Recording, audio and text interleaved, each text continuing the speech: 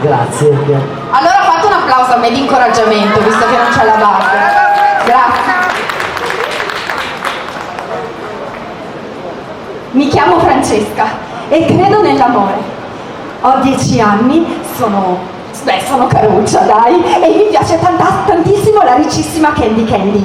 A scuola ci vado sempre tutta aggiustata perché mi piace stare così e ogni tanto però a ricreazione mi sporco il grembiule, no? Perché a scuola mia le pizzette sono sempre estremamente farcite e allora ogni tanto la modella Gina mi dice: ah bella, ma non ti preoccupare, tanto poi se lava. La pizzetta in quanto tale è stracarica di farciume, devi solo stare attenta a mozzicare.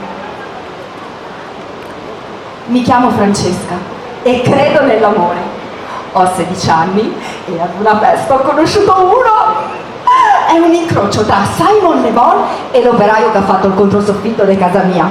Oh, io sono un pochino più alta di lui, però a me mi piace un sacco. Mi chiamo Francesca e credo nell'amore. Con Giorgio alla fine ci siamo fidanzati. Oh, sono troppo felice, quanto è bello. Vabbè, detto tra noi, io so meglio, però non so, quel suo carattere introverso, con quel suo modo di fare con me, oh, a me mi piace così tanto. Mi chiamo Francesca e credo nell'amore. Alla fine Giorgio mi ha chiesto di sposarlo. Sono così felice, a momenti cascavo dalla sedia. L'aspettavo fin da piccola, quando vedevo quei film americani con quelle bellissime storie d'amore. Io mi emozionavo sempre. Mi sento proprio come Julia Roberts, avete presente? Col mio abito bianco, il velo, le fedi con i nostri nomi, il viaggio di nozze. Quanto è bello l'amore, Mi chiamo Francesca e credo nell'amore. Però, come dire, la vita di coppia me la immaginavo un pochino meglio. Insomma, cioè lui mi vuole bene, per carità, però è sempre più geloso. E quando mi arriva un messaggio, spesso mi strappa il telefono dalle mani. Per carità, se fa così vuol dire che ci tiene a me, che mi vuole bene, questo può solamente farmi piacere. Però, non so, forse è un po' troppo. Mi chiamo Francesca e credo nell'amore. L'altra sera ho fatto tardi al lavoro e tra una cosa e l'altra sono arrivata a casa alle 9. Giorgio stava incazzato nero, non ci credeva che mi fossi fermata al lavoro, pensavo che fossi stata con un altro. Allora, appena aperto la porta, mi ha tirato un ceffone dritto in faccia e mi ha fatto male. Però, vabbè, ma lui è fatto così, è il suo carattere, stava nervoso e poi, dai, diciamo la verità, è stata anche un po' colpa mia che l'ho istigato. E poi però mi ha chiesto scusa e mi ha portato un mazzo di rose grosso così e mi ha promesso che non l'avrebbe fatto più, no? Certo, con quelle mani ogni volta sono dolori. Io comunque il lavoro l'ho lasciato per non dargli dispiacere. Mi chiamo Francesca e mio marito mi mette le mani addosso regolarmente. Se mi trucco troppo, un ceffone.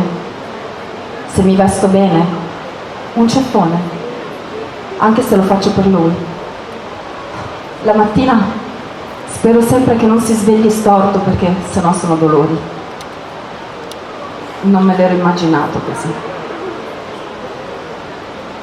Durante l'ennesima scemata, Giorgio mi ha preso a calci e mi ha buttato per terra. L'ultima cosa che ricordo è che aveva un coltello in mano. Il resto ve lo lascio immaginare.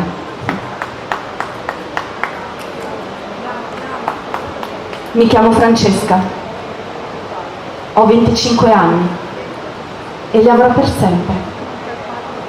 Ora però sto bene, non sono più da sola. No, anzi, quassù sono tantissime le ragazze che hanno fatto la mia stessa fine. Siamo davvero tante. Ah, però stiamo bene, non vi dovete preoccupare per noi, no? Perché quassù mica ci trattano come ci trattavano laggiù. Anzi, Mi chiamo Francesca e credo nell'amore. Quello vero però, quello che non ti fa stare male, quello che non ti uccide, quello che non potrò provare più. Io forse ho sbagliato a sognare Candy Candy e Julia Roberts, ma non ho sbagliato quel giorno ad andarmene.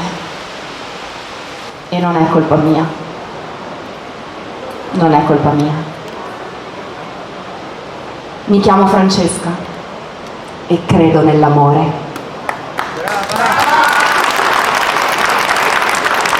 Un applauso a Francesca. Allora, 8 marzo siamo al Circolo Ufficiale Unificato, siamo con Francesca che è la presentatrice della serata. Mi hanno già detto che tu sai fare tutto, sei brava in tutto. Grazie. Che tipo di serata sarà?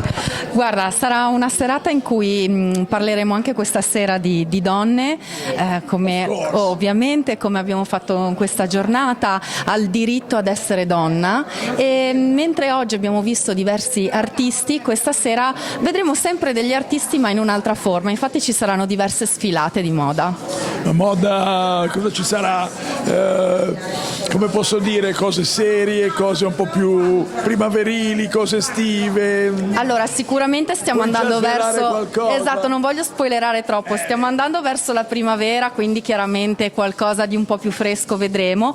Posso dirvi che ci saranno 2 brand prêt-à-porter. Benissimo. Io ti faccio l'ultima domanda che mi sembra assolutamente d'obbligo. 8 marzo, festa della donna, c'è ancora tanta strada da fare.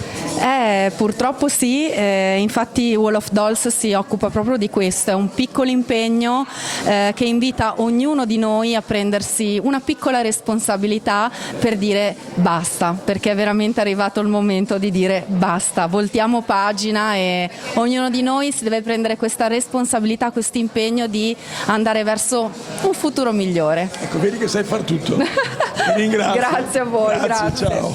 Buona serata. Grazie.